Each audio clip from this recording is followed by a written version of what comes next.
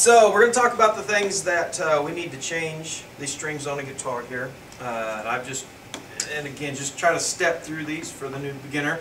A rag. It's very important you get the exact right rag. This is a custom-made rag that has holes in it. Actually, it's just a old, worn-out diaper cloth that the intern used to use.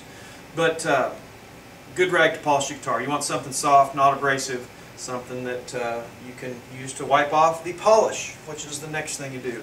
Every time I change the strings, I use that as an opportunity to polish the guitar, get all the sweat and the scrud and all the stuff off of it that you leave on there as you're playing it.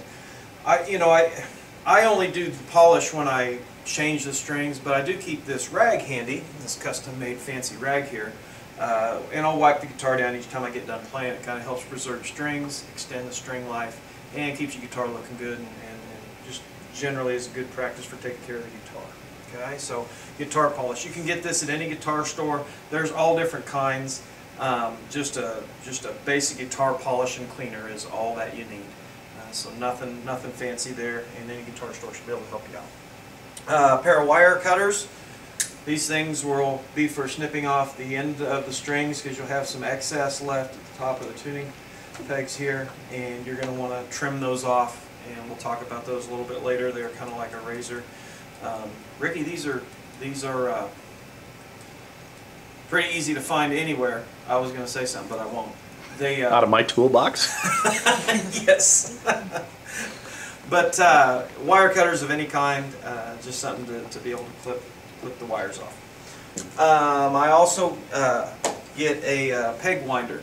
This isn't a must-have, but once you get a good one, you will think it's a must-have because it makes it go really quick. And when you're playing at the big venues for 200,000, 300,000, 400,000 people, which you're going to be doing soon, you're going to want to have one of these so your guitar tech can change your strings really quickly. Right, intern? Right. So, we'll hopefully get this, show you how this little gizmo works. It's probably one of the handiest little tools I have that makes changing strings really quick. Again, this is called a guitar peg winder. Any basic music store has one of these, and it just makes quick work of getting the string unwound. Guitar tuner generally helps because once you put the strings back on, you're going to want to be able to get the thing back in tune to the right tuning. We'll be talking about tuning in some other videos coming up, but if you have a guitar tuner, very helpful to have. If you have a piano or something else, if you listen to a song or something to help you get that first E or A or whatever notes you want to start with to get your guitar up to the normal 440 tuning.